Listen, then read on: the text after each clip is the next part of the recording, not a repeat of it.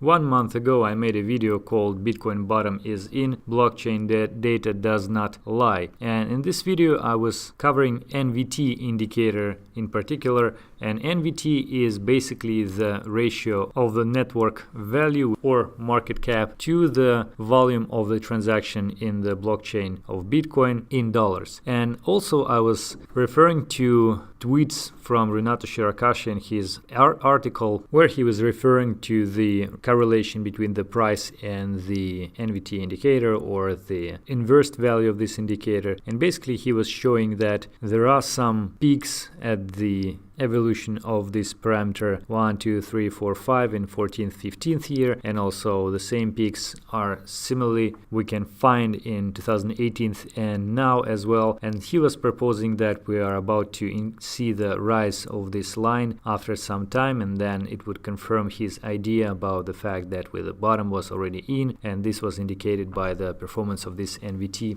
indicator. The final update from February 21st was that this low was very similar and we were about to go higher with this NVT value, but this was almost like more than 3 weeks ago. So instead of waiting the update from him, I basically calculated this data by myself. So I went to blockchain, went to data, and here you can find charts, network activity, and in network activity you have all this information which you need, like transaction value, number of unspent transaction outputs, of course the coin market capitalization, circulating supply, and everything. So you can basically export this to a spreadsheet and then use it for the calculation. What is basically I did, and today I would like to show you those 4 plots which I ended up with. First is just NVT ratio as they calculate as well. Second is the same NVT ratio but the transaction value is used in Bitcoin, not in dollars. Third is the estimated transaction in dollars divided by circulating supply, and fourth is transaction value in Bitcoin, not in dollars, divided by circulating supply. So some interesting correlations one can find here as well. So although NVT ratio has a lot of noise by itself, but in fact you can find some, I would call it like a general distribution or a cloud of these values of NVT which are moving up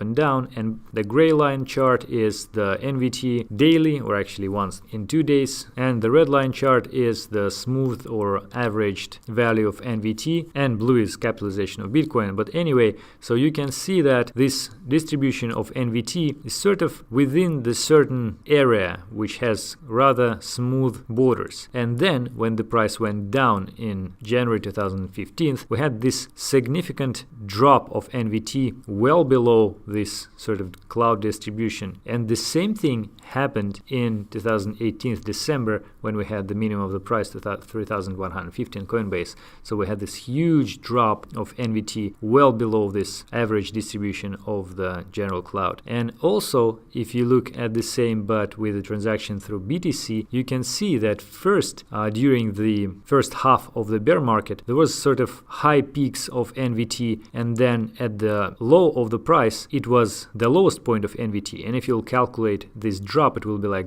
97% drop of NVT absolute value. And the same thing if you'll calculate in recent bear market 2018, then the drop will be 96%. So 97, 96. Very interesting coincidence. Then if you will do the same thing for the ratio between transaction value to circulating supply, you would end up with basically the same values. 96% drop from the maximum which was at the top of the price 2013, and then to the almost to the bottom. Here it was actually even lower, but they are pretty much similar. So like 96% drop from max, and here it was 96% drop from max. Moreover, you can see that this line was pretty much in the flat region. Of course there was some oscillations, but not that strong as change as before. And then after this flat line started to rise, we saw also the price was going up as well. But this flat period was still continuing even after the bottom of the price. So now we are sort of going the same way. We are going flat. Moreover, you can also notice that these parameters very volatile. So you see the huge oscillations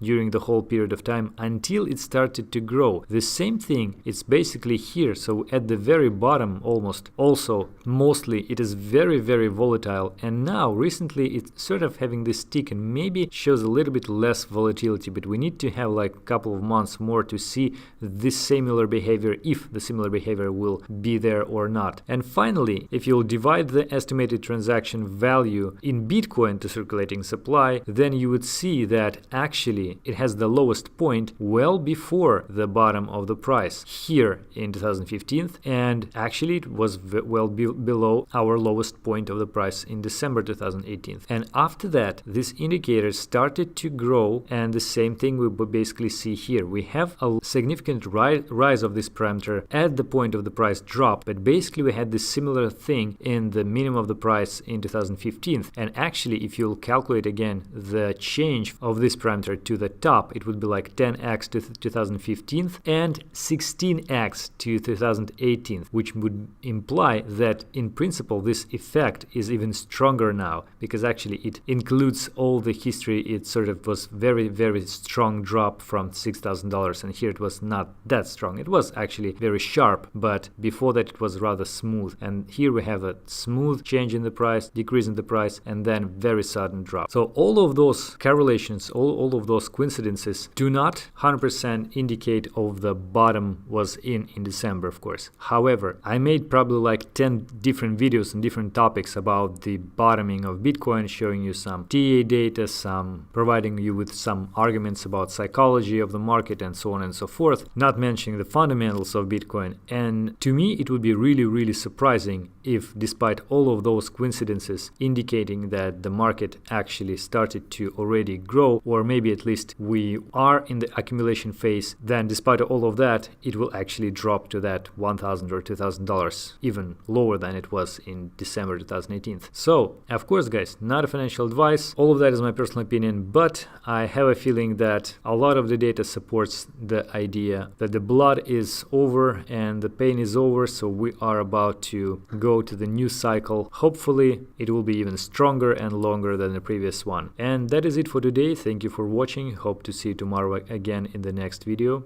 Goodbye.